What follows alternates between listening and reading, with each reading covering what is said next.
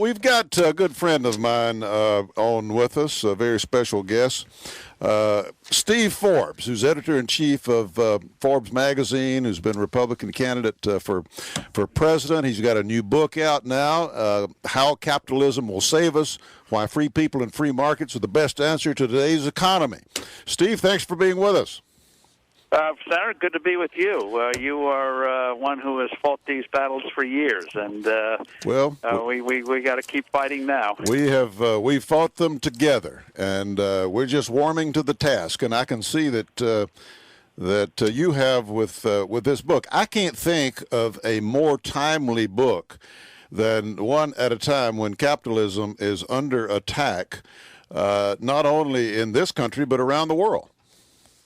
Well, that's right. And this crisis, as we explain in this book, in very straightforward language with Q&A, that when a major economic crisis comes, it usually has its origins in huge government mistakes. In this case, the Federal Reserve printing too much money, Fannie and Freddie guaranteeing $1.5 trillion of junk mortgages, and all of these abuses. And when things go wrong, as you know, they always point to the private sector. They always blame free markets instead of government.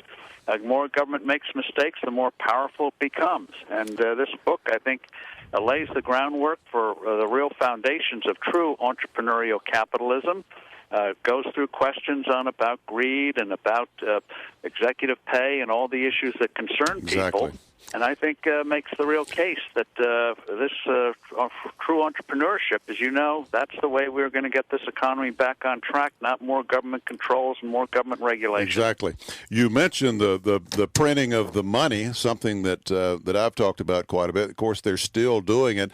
I noticed today that India has bought a tremendous amount of gold, in part because they think that the U.S. economy and European economy is tanking.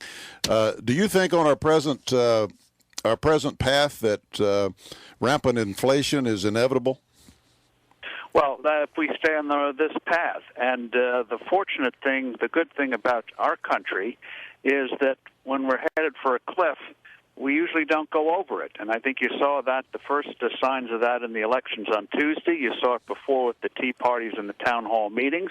People know instinctively that what we're doing is a disaster. Binge spending, raising taxes, government taking more and more control over various parts of the economy. The dollar should be as good as gold, should be something you can trust. That's why the Indians are buying gold. They don't trust us anymore. Exactly. Steve, you raised several things in the book. Let me go through a few here, and that is why capitalism is good for the average guy. They're saying now that, if you're on Wall Street, that's great and so forth. Why is it good for the average person or the poor person who's trying to better themselves in this world? Because it's the one system that allows you, no matter where you start in life, as Lincoln put it, to improve your lot in life.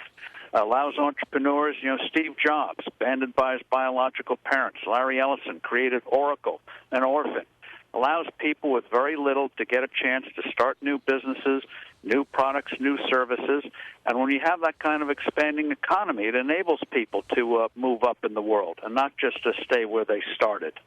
So to move ahead, there's no better system than true capitalism that is not being mucked up by the government. And you make the point that capitalism is most consistent with and enhances democracy, democratic governments. That's right, because when you get accustomed to making your products to buy, where you live, businesses to start, to expand, to invest, why then you start to say, and you see this around the world, people start to say, well, if we can make those kind of decisions, why can't we choose our leaders?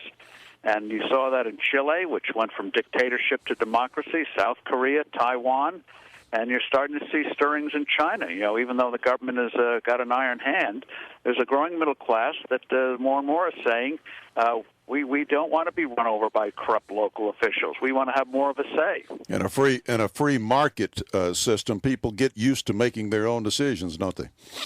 Exactly. They become accustomed to deciding where their money goes, what jobs they take, what businesses they work with, what businesses they might wish to start. Steve, once you start making those kind of decisions, one thing leads to another. How is your book applicable to our healthcare debate that's going on right now?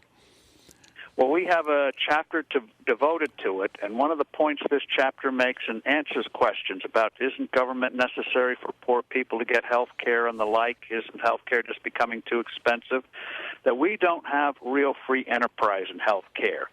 We have a hybrid system, you might say, partially free but partially very government bureaucratically controlled. And that's why you have a system where prices keep going up. If you had true capitalism in health care, you'd see there what you see elsewhere, exactly. And that is if people want more health care, it becomes provided by entrepreneurs at more affordable costs.